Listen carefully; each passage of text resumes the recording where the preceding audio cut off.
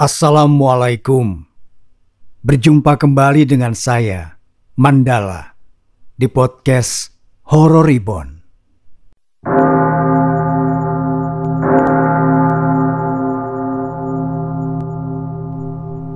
Suatu sore, seorang tukang ojek menepi di dekat gapura masuk sebuah desa. Pria itu tetap menghentikan laju motornya, meski diprotes oleh Aulia yang duduk di belakang. "Mas, kok berhenti di sini? Alamatnya kan masih ke dalam lagi," ucap Aulia tetap sopan, meski hatinya sedikit dongkol.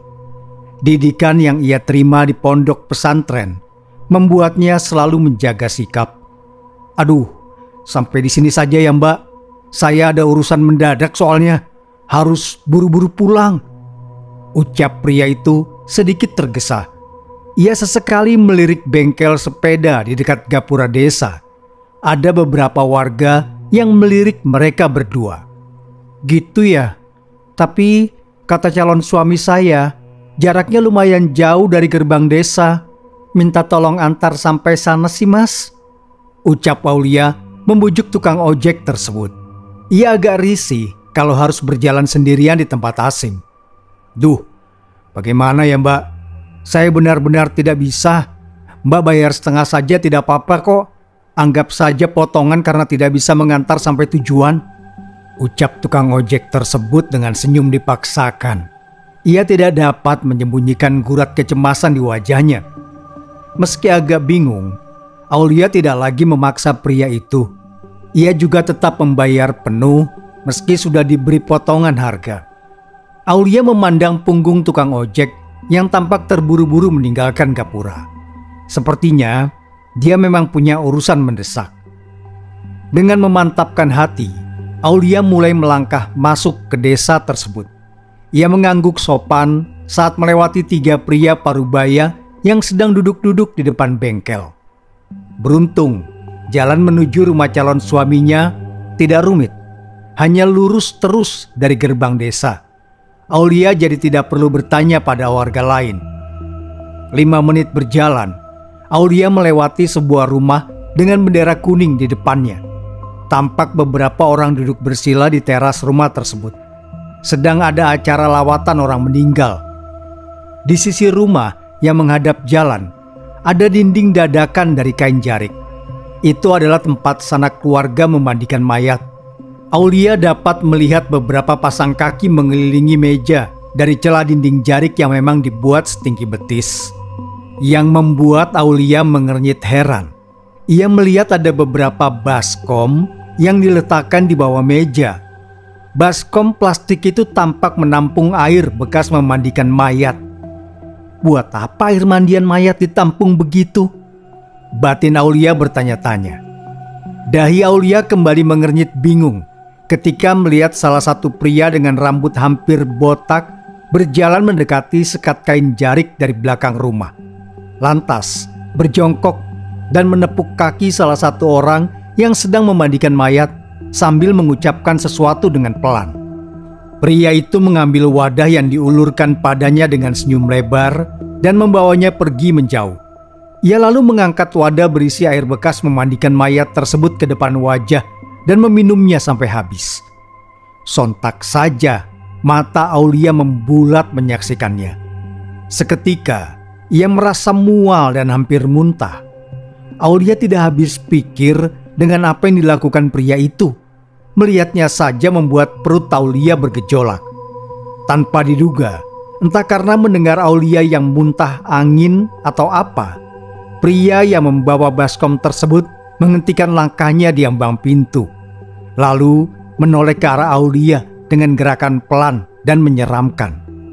Aulia yang melihat itu terkesiap, jantungnya seketika berdentum kencang.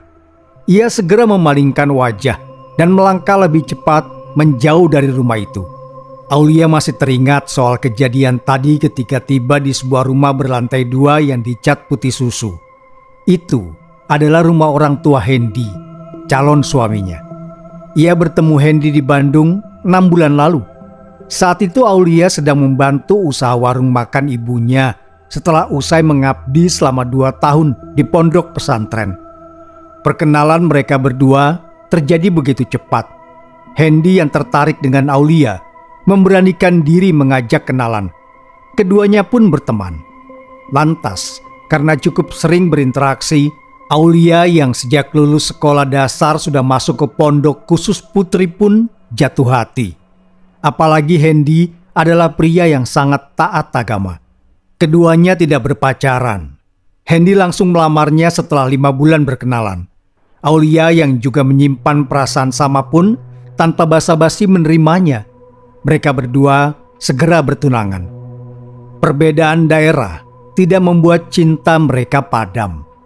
Sebagaimana Hendy dan kedua orang tuanya yang datang ke Bandung untuk melamar. Kali ini, Aulia yang pergi ke Lombok untuk berkunjung. Sebenarnya, kunjungan ini adalah permintaan Bu Heni, calon mertuanya. Ongkos perjalanan pulang pergi, kebutuhan selama di Lombok, semua dibiayai oleh Bu Heni. Hitung-hitung, biar kamu tahu tempat tinggal kamu setelah menikah nanti, sayang. Ibu ingin kamu main walau cuma sekali sebelum kalian menikah. Aulia harus mau ya, pokoknya. Ujar Bu Heni di hadapan keluarga saat lamaran dulu. Hendy memang berasal dari keluarga yang sangat berada. Maka disinilah Aulia, berdiri di sebuah rumah megah di tanah asing yang mana nanti akan menjadi tempat tinggalnya di kehidupan yang baru. Kehidupan setelah pernikahan. Assalamualaikum, ucap Aulia mengetuk pintu rumah berdaun 2 yang tampak mahal. Sejenak, ia menelan ludah melihat tempat tinggal Hendy. Waalaikumsalam. Ya Allah, Aulia, sahut suara perempuan dari dalam semeringah. Itu adalah Bu Heni. Ia tahu kalau yang mengucap salam adalah calon menantunya. Tepat setelah daun pintu berderit terbuka, Bu Heni yang masih tampak sangat cantik untuk usia 40-an memeluk Aulia erat. Kerudung biru muda lebar yang ia kenakan berpadu padan sempurna dengan gamis putih biru. Bu Heni lantas mengajaknya masuk dan duduk di ruang keluarga. Kebetulan Pak Dedi sedang bekerja, sementara Hendy ikut bergabung setelah selesai mandi. Mereka bertiga bercengkrama hangat, mengobrol tentang banyak hal di kehidupan masing-masing. Pak Dedi datang tepat menjelang maghrib.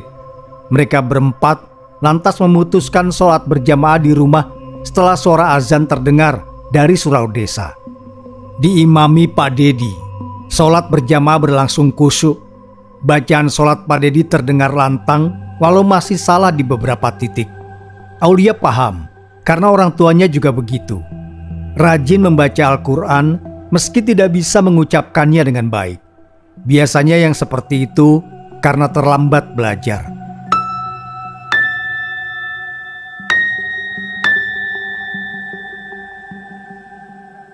Sholat maghrib usai, Bu Heni mengajak Aulia untuk makan malam di meja makan.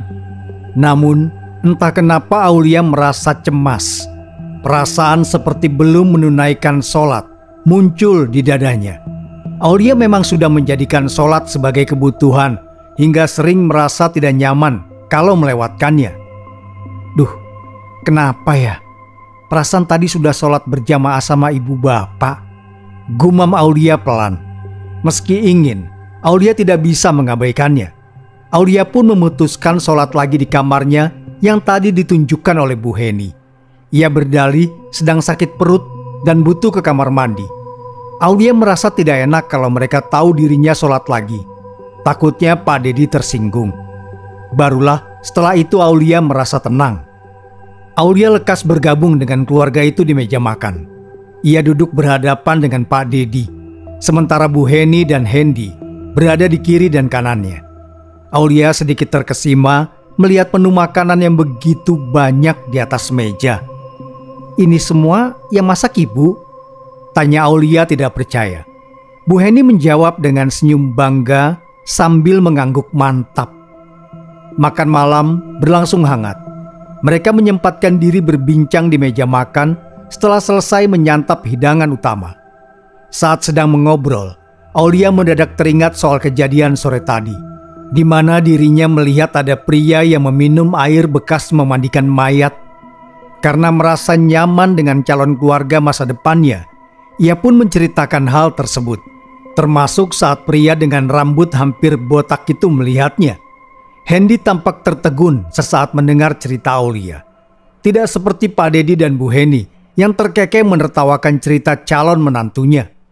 "Kamu mungkin salah lihat, sayang. Mana ada orang minum air bekas mandian mayat? Ada-ada saja kamu ini. Bisa jadi itu baskom lain, wadah tuak mungkin. Wallahu alam. Walaupun penduduk desa ini muslim semua, bisa jadi ada yang tidak taat juga," bantah Bu Heni di sela gelak tawa. "Atau mungkin itu dilem dalam jumlah besar. Bapak pernah dengar ada acara mabuk dengan bau lem?" Pak Dedi juga menimpali dengan candaan serupa. Aulia pun mau tak mau hanya bisa menyengir kuda. Ia pun tertawa canggung. "Iya juga ya.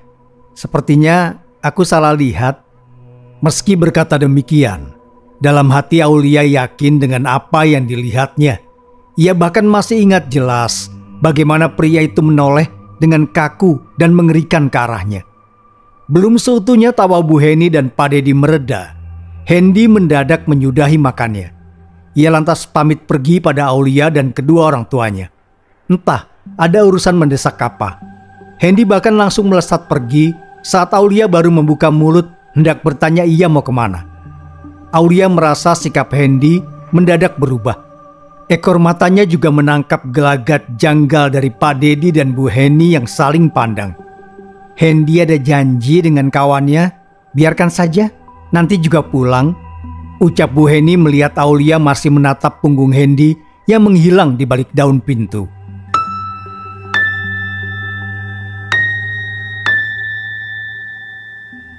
Obrolan setelah makan malam beralih tempat.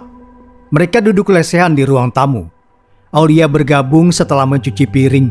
Ia memaksa meski Bu Heni sempat melarangnya. Di tengah obrolan, Bu Heni bilang kalau Aulia tidak boleh keluar rumah dari maghrib sampai subuh. Katanya, perempuan yang hendak menikah biasanya diincar setan. Aulia hanya tersenyum mengangguk tanpa protes.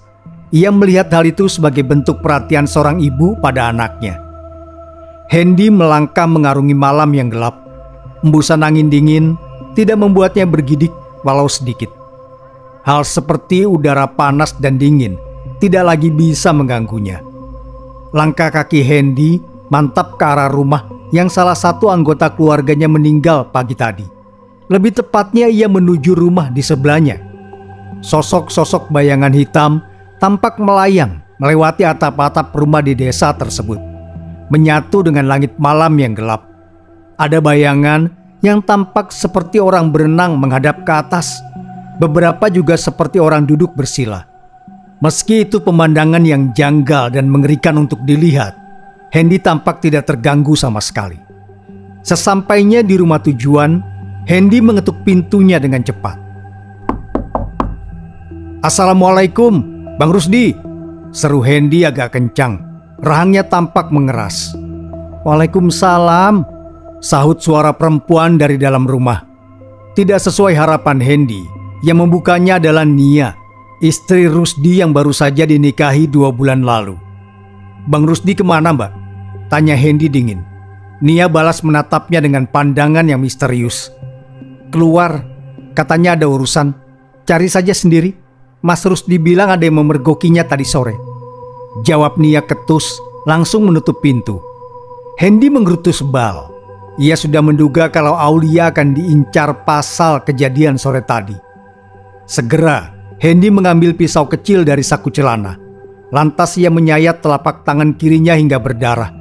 Seperti tidak peduli dengan rasa sakit, Hendy menggunakan telunjuk tangan kanannya untuk mencolek darah dan menuliskan kalimat syahadat di tangan kiri. Segera setelah kalimat syahadat tersebut selesai, ia membisikkan sebuah mantra. Tubuh Hendy mendadak berubah menjadi sosok bayangan hitam dengan garis melengkung di dahinya yang berpendar kemerahan. Itu adalah selak, ilmu gaib yang bisa memberikan penggunanya berbagai macam kemampuan hebat. mulai dari terbang, berubah menjadi hewan, sampai mengirim gangguan gaib kepada orang lain. Tuselak, orang yang mempelajari ilmu selak, akan berubah menjadi makhluk gaib, yang mana jika ingin berubah kembali ke wujud manusia, mereka perlu mandi air kembang yang ditaruh di batok kelapa dan sudah dibacai mantra. Sementara untuk berubah ke wujud gaib, Tuselak akan menggunakan darah untuk menuliskan kalimat syahadat di tangan kiri, atau bisa juga dengan menggunakan jimat buatan. Hendy yang sudah berubah menjadi bayangan hitam melesat ke udara. Ia mencari Rusdi yang jelas sudah berubah juga. Setelah beberapa saat mencari, Hendy melihat bayangan hitam Rusdi melayang di dekat rumahnya, mengintai Aulia yang masih bercengkrama dengan Pak Dedi dan Bu Heni. Hendy pun segera menghampirinya. "Bang Rusdi, jangan ganggu Aulia. Dia adalah tunanganku. Malam ini Aulia akan aku lengkak agar dia bisa menjadi selak seperti kita," ucap Hendy memperingatkan. Ia tahu Rusdi itu selak macam apa.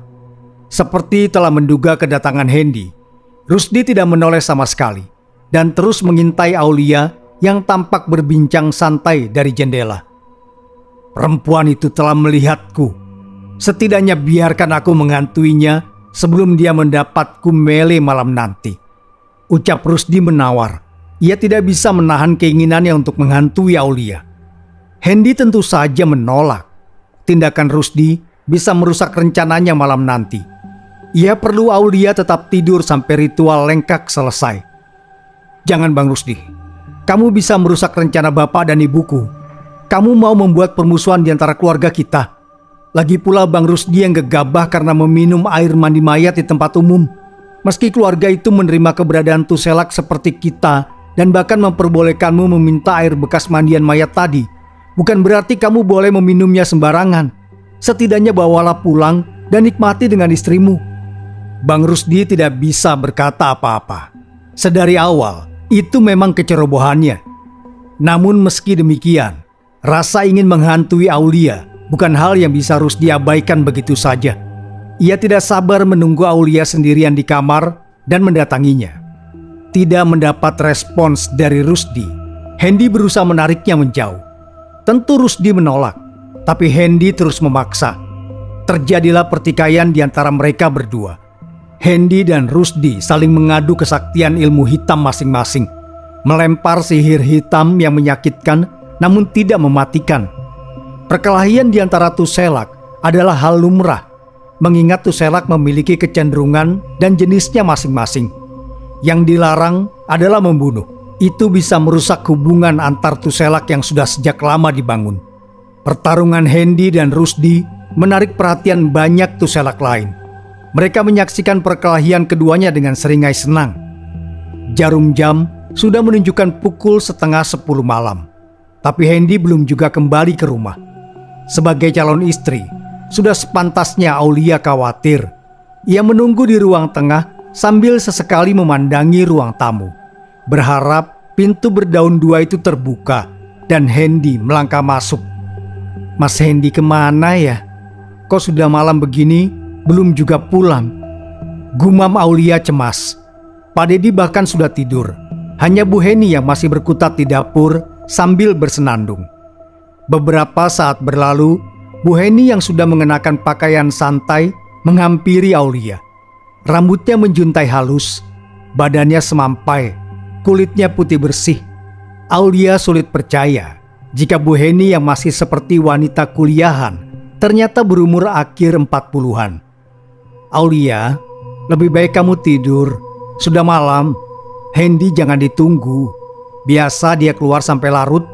Kadang dimintai bantuan sama temannya. Anggap saja aji mumpung. Kan setelah menikah, Hendy tidak bisa keluyuran malam lagi," tegur Bu Heni melihat Aulia yang tampak cemas dan lelah. Tak bisa dipungkiri, badan Aulia memang letih akibat perjalanan. Ia juga mengantuk. Entah sudah berapa kali dirinya menguap lebar. Karena yang ditunggu tidak kunjung datang, Aulia menuruti apa kata Bu Heni. Dengan mata mengantuk, Aulia melangkah menaiki tangga. Kamarnya berada di lantai 2. Setelah cuci muka dan beberapa persiapan tidur, Aulia yang hendak menutup pintu kamar tersadar kalau tidak ada kunci di kamarnya. Ia pun melangkah turun dan menghampiri Bu Heni yang masih duduk di ruang tengah, menggantikan Aulia menunggu Hendy pulang. "Bu, kunci kamar Aulia di mana ya?" Mau Aulia kunci, tapi ternyata kuncinya tidak ada. Tanya Aulia pelan. Itu di mana ya? Ibu tidak ingat, sayang." "Sudah, tidak apa-apa, tidak dikunci. Cukup ditutup saja. Lagi pula tidak ada yang terjadi kok. Rumah ibu aman. Hendy juga tidak akan macam-macam. Ibu jamin itu," ucap Bu Heni tertawa kecil. "Iya sih Bu, Aulia percaya kok kalau rumah ini aman. Masalahnya Aulia dari dulu terbiasa tidur dengan kamar terkunci. Jadi kalau tidak dikunci, Aulia tidak bisa tidur," ucap Aulia memelas. Bu Heni tampak menimbang keadaan sesaat. Ia melirik ke sana dan ke sini. Bu Heni seperti enggan memberikan kunci kamar pada Aulia. "Baiklah, Aulia bantu ibu mencari kuncinya ya. Coba kamu cari ke laci-laci di dapur. Ibu akan cari di dalam kamar. Cari kunci yang ada gantungan kayunya ya," ucap Bu Heni beranjak bangkit. Aulia mengangguk semangat dan langsung menuju laci yang dikatakan Bu Heni.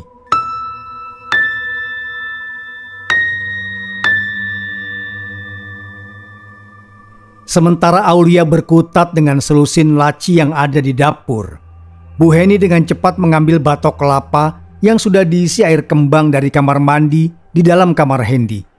Lalu membawanya ke lantai 2. Tanpa diketahui Aulia, Bu Heni meletakkan batok kelapa berisi air yang sudah dimantrai tersebut di dalam kamar mandi. Ia sengaja meletakkannya agak tersembunyi supaya tidak ditemukan Aulia. Setelah selesai, dengan cepat Bu Heni kembali ke lantai 1 dan mengeluarkan kunci kamar dari kantongnya. Lalu melangkah santai ke arah dapur seperti biasa. "Aulia sayang, ini ibu menemukan kuncinya," ucap Bu Heni menyerahkan kunci tersebut. Aulia langsung pergi setelah menerimanya dan mengucapkan terima kasih. Karena sudah selesai cuci muka dan persiapan tidur lain, Aulia tidak mampir ke kamar mandi terlebih dulu. Ia langsung merebahkan diri di atas kasur usai mengunci pintu dan membiarkan kuncinya menggantung di sana. Letih yang ia rasakan sebab perjalanan membuat kantuk merayap semakin cepat. Hanya dalam hitungan menit, Aulia sudah jatuh tertidur berselimutkan mimpi. Pukul 12 malam, Bu Heni langsung berdiri saat pintu terbuka. Hendy tampak melangkah lunglai ke dalam rumah. "Kamu tidak apa-apa, Nak?" tanya Bu Heni sedikit khawatir. Ia sudah menduga kemana anaknya pergi. "Aman, Bu. Hanya sedikit sakit. Tadi sempat berkelahi dengan Bang Rusdi yang mau mengincar Aulia." "Sudah tidur dia?" tanya Hendy berbisik. Bu Heni mengangguk mantap sebagai jawaban. "Lain kali, kamu harus bisa menjaga sikap, Hendy. Bisa-bisa Aulia sadar kalau kamu mendadak pergi seperti tadi. Bisa susah kalau dia tadi curiga. Untungnya tidak. Kamu harusnya mencontoh bapak dan ibu, tertawa saja secara alami supaya Aulia benar-benar yakin kalau dia cuma salah lihat." Omel Bu Heni kesal mengingat kejadian saat makan malam tadi. "Mau bagaimana lagi, Bu? Bang Rusdi itu tuh selak bangkai yang suka mengganggu dan pendendam. Orang melihat dia saja pasti diganggu sampai ketakutan. Bisa rusak rencana kita malam ini kalau Bang Rusdi mengganggu," dalih Hendy membela tindakannya. Bu Heni tidak mengindahkan pembelaan Hendy. Ia langsung mengatakan kalau rencana untuk melakukan ritual lengkak malam ini sedikit berubah. Aulia ternyata tidak bisa tidur kalau kamarnya tidak dikunci. Ibu jadi terpaksa memberikannya kunci kamar supaya dia bisa tidur. Tapi ibu sudah menyiapkan rencana lain. Ibu sudah menaruh air bunga di kamar mandi Aulia. "Kamu berubah dan masuk ke sana, lalu kembali jadi manusia. Lengkaknya jangan lama-lama, takutnya Aulia terbangun." Hendy tertawa pelan mendengar perkataan Bu Heni. Ia tahu benar kalau ritual lengkak malam ini pasti akan berhasil meski ada perubahan rencana. Aulia yang Hendy kenal sangat lelap kalau tidur dan susah sekali dibangunkan. Bahkan ibunya sendiri pernah cerita kalau beliau seringkali harus berteriak dan menarik tangan Aulia hingga terduduk saat membangunkannya. Itu pun harus langsung diraup pakai air kalau tidak mau Aulia kembali tidur. Singkatnya, Aulia tidur seperti kerbau.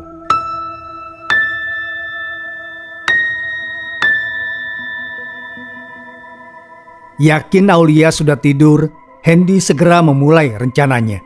Ia sekali lagi melukai telapak tangan kirinya yang sudah sepenuhnya sembuh, membuat darah menggenang. Hendy lalu menuliskan kalimat syahadat menggunakan darahnya di sepanjang pergelangan hingga lengan. Setelah selesai dan membaca mantra, tubuh Hendy berubah menjadi bayangan. Ia lantas melesat terbang ke lantai 2 dan masuk ke dalam kamar Aulia. Hendy memandangi Aulia yang tidak memakai jilbab. Wajah cantiknya tampak menawan di bingkai rambut hitam sebatas bahu. Hendy tidak salah memilih calon istri. Tidak mau membuang waktu, Hendy segera melesat ke dalam kamar mandi. Setelah menemukan batok kelapa yang berisi air kembang, ia segera membasuh badannya pelan. Ini adalah ritual yang ia perlukan untuk kembali menjadi wujud manusia. Kelopak mata Aulia mengerjap. Kesadarannya perlahan muncul, membawanya kembali dari dunia mimpi. Setelah ingat kalau dirinya sedang menginap di rumah Hendy, mata Aulia membulat lebar saat mendengar ada suara kucuran air di dalam kamar mandi. Seolah ada yang sedang mandi di dalam sana, padahal ia sendirian. Tengkuk Aulia mendadak terasa dingin, bulu kuduknya berdiri tegak. Suasana kamar pun jadi mencekam. Aulia merasa takut. Jantungnya berdetak tidak karuan, seakan-akan hendak loncat ke tenggorokannya. Namun, sebagai muslimah yang taat, Aulia berusaha melawan rasa takut itu. Ia ingat ajaran ustazah yang mendidiknya, bahwa kalau manusia takut terhadap jin, maka jin tersebut akan semakin berani. Begitu pula sebaliknya. Dengan keberanian yang berusaha Aulia bangun, ia beranjak bangkit dari kasur, lalu melangkah pelan ke arah kamar mandi yang lampunya menyala.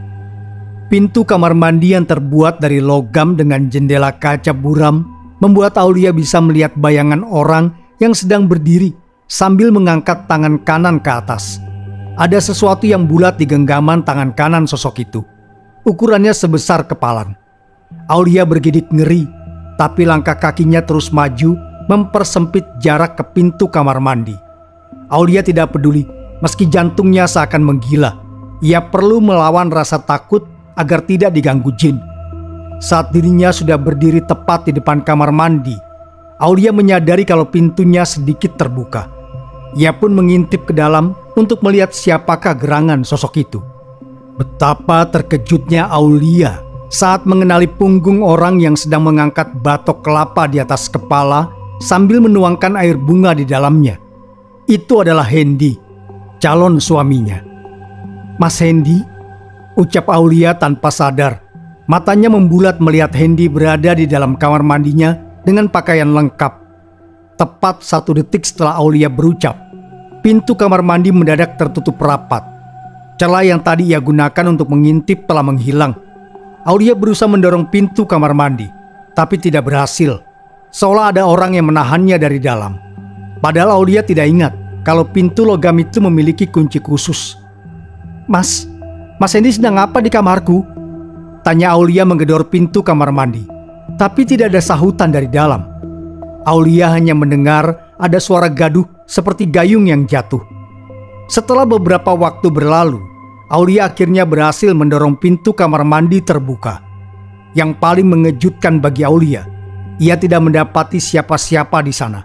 Hanya ada setengah batok kelapa yang masih menggelinding, serta kelopak bunga yang berserakan di lantai kamar mandi. Melihat itu, cukup membuat sekujur tubuh Aulia merinding. Karena tidak ada siapapun di dalam, berarti yang tadi ia lihat bukan Hendy. "Jadi, yang barusan aku lihat itu apa?" gumam Aulia dengan suara bergetar. Rasa takut menyusup di dadanya. Aulia tidak tahu apa yang sebenarnya terjadi.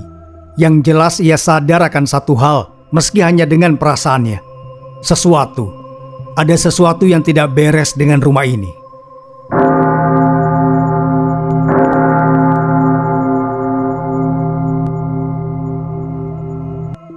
Terima kasih sudah mendengarkan. Wassalamualaikum warahmatullahi wabarakatuh. Sampai berjumpa kembali. Sapunyere, Pegat Simpai, Paturai, patepang deui.